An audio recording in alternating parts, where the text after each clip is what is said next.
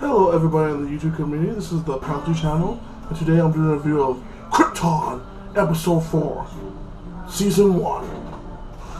Where it starts up, you see the voice of Rao getting dressed up all his nuns like this. And I was like, oh, you finally see the face, awesome, you finally see his face. And they dress him up, he puts his helmet up, you don't see his face, I was a little disappointed. And then he goes out, and he makes a beautiful speech, and he goes like this to the people. He's basically the Pope of Krypton. Like, all his things he does with his little fingers and his thing, it reminds me of, he's like the voice of war. This, like, the Pope is supposed to be the voice of God in this manifestation on Earth, like that, a Drake Link. He's basically the Pope of Krypton, so it cuts off from that. And you see freaking, Light talking to, like, walking in, talking to her mom, and her mom was basically chewing out, saying, hey, you messed up, you disobeyed a great order, you need to go to the military border, basically, for punishment, like that, and they want the counselor for punishment. And she's like talking to mom, she's like, why do you always don't have my back, you know? And she's like, I always have your back, I've always been helping you out and teaching you to do the right thing, but you don't listen. She's like, well, I wanted a mother, not a teacher. And I'm like, your mother and your parents are supposed to teach you how to survive. A lot of things my mom did, I hated. I thought my mom was a straight up bitch. But she taught me a lot of good values. I'm able to take care of myself, pay my bills, manage my money, manage my lifestyle like this. All because my mom would make me work for everything I wanted like this. So I see freaking Zod's like that, her point of view, and lighters need to light it up, okay? It cuts off to freaking Elle and freaking Adam Strange just talking like this, telling like, hey, we can't fix this girl. She's gonna die. We need to tell her. So after that, it cuts off to the bartender, and like he's with her, and you find out the bartender that's his daughter like this secretly. And Elle's trying to tell her that, like this, and Elle couldn't tell her, so he walks off. But then he cuts off to freaking oh, the bartender tells Elle about freaking Lyda being in prison, like that. Elle goes up to the prison, the base place where freaking Lyda's in prison. Lyda's husband, or fiance, my bad, shows up. He's like, I know why you're here. And the whole time I didn't know he knew them or, you know, smashing. You know, he was getting that cookie. And he's like, I came to see. He's like, no, I know what you came for. Okay, you're not gonna see her, damn it. You're not allowed to. And then you see freaking her mom, he wants to swing, and then Zod stops him, puts him in a submission move, and pushes him away. Like, I'll deal with you later. And basically cuss out Elle and like, hey, you need to get the hell out of here. You're the reason my daughter's in here. It's all your fault. And he is the reason why she's in imprisonment. Because if she didn't listen to him, she would be still not blamed for it, and she would not be a scapegoat.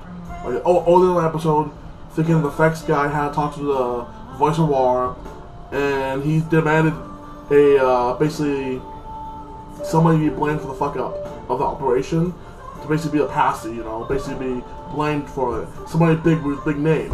So back to this. I'm sorry about that. That happens like this, and like basically they use her because she has name and all the rank like that as the patsy to basically look good for the people. After you see the voice of war walking around the people like this, giving his blessings like this, and I'm like, okay, you're basically doing Pope stuff. I'm like, cool. I'm like, I respect that. You see the bartender taking his daughter to one of his homegirls' house to get someone to help raise his daughter for him, and he's giving a big speech like this. Yes, your mom's not coming back, but I'll always be here for you. And it made me a little touched. It made me almost cry. Took me out of the episode. Like, I know this is not really a point to the greater story of this season, so this is kind of like it's dragging the episode, but you know, it is touching. Then you see freaking Elle go to his wife like that. He's like, I need to help Light out. I'm out of options. Keep playing him out. And his wife's like this. Well, his fiance, but you know they're getting married. And she's like this. Why do you want me to help her out?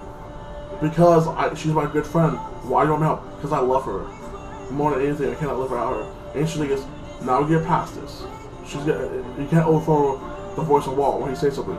And then she's like, I'll help you out. So you see Elle goes off the place. He gets captured by Black Crunny, brutally tortured like that. Like they shove this like they tase his like chest, you know, stop punching him, and they shove this bug thing, this I think machine bug thing up his freaking nose.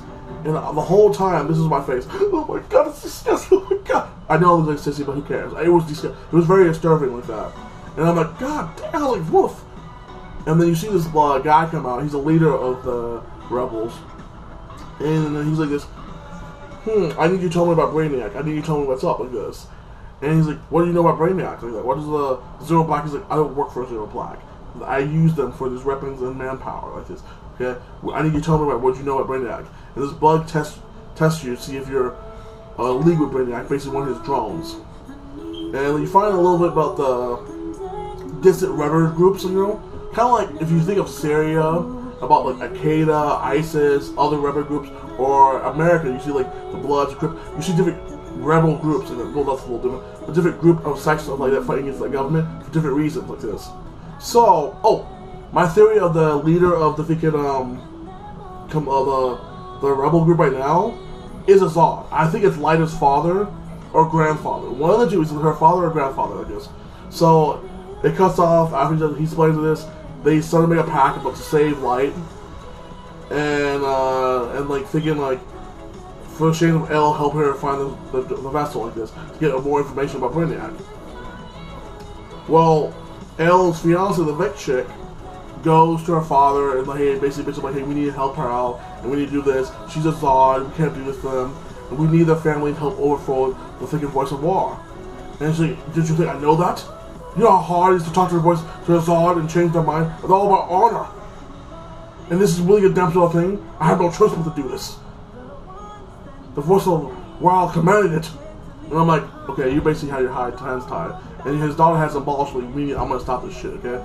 No, this is bullshit like this. So, she goes off to stop it.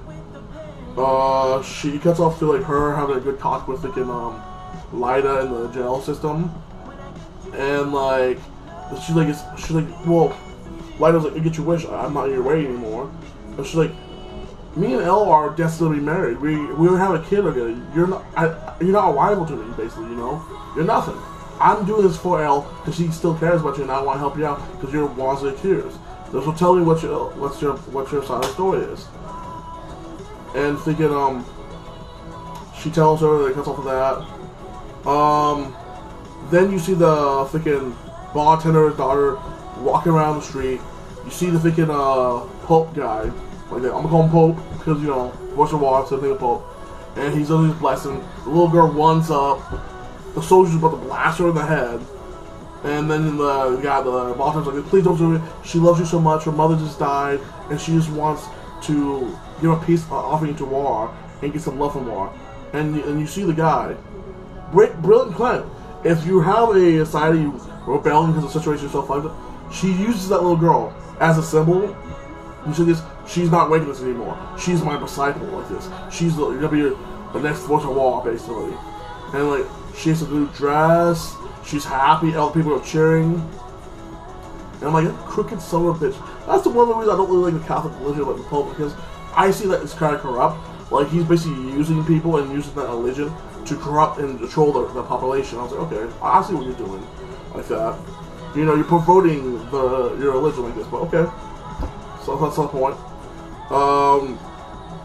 You see, next thing you see Elle gets out his strengths. He fights one of the soldier rebel girl, back and forth, subs a bug up her mouth. She's all spazzing out. I'm like, oh god, okay, cool. Okay, he basically goes to the tunnel, try to escape, and you see I think it's a Zod, so I'm gonna call him Zod, the rebel leader of Zod, like that, come in and knock that one girl out. Or for then, in the episode like this, when he was torturing the guy, like, one of the guys overdid it, he's like, you don't touch him until I tell you to touch him. He snaps one of his own soldier's neck just to prove a point, and I'm like, who would follow somebody who would literally kill their own people just to bring a point? If you did that, if I was following you, and you killed one of your soldiers in front of my face, I'm like, fuck you, dude. I'm not gonna follow you because you might kill me for no good reason, dude. So I'm about to shoot you in the head right now because honestly, I can't trust you to be my commander because you killed. There's one guy for no damn good reason. You could have slapped him, punched him, or just went another way, but it was kind of stupid what he did. But back to the main point. You see him like looking around. He's like, "Fuck." He escaped. Then he goes back. You see the freaking voice of war looking at the little statue the little girl gave him. And then you finally see the face of Voice of War. The statue breaks up and affected him, and he chose to bring it. We're all wrong. The Voice of War was not Brainiac. But you know, he came Brainiac, so we're still right in a way, too. So he infested, he's Brainiac. So I'm thinking puppets now. Like that. I don't get, like, how the... I thought it was only one, that thing was only one thing. How did that little like, Brainiac's blood get to that statue again? It seemed like they had the statue for a while. That's something that didn't make sense. They need to explain that to more. I mean, I guess because it's so many different areas and so many people are affected. But it shouldn't... If all the little girl had it on hand all the time and other people touched it, they should be affected too. Like, it shouldn't take that long to affect the little person. So, I had an issue with that part. I thought it was a weak storyline. I give this episode a solid 8. Can't wait for next weekend. I have a feeling next week, basically, like, Zod was going to save his daughter Light, you know, or his granddaughter. And, this episode was dark. It was very shocking to see freaking, like, Elle walking in the snow, bleeding like this, almost everybody died. I can't wait to the next episode. And we're halfway done the season. Like, there's only 10 episodes. So, episode 5 next week, and we're halfway done. I'll see you next week. Salam. Have a blessed day.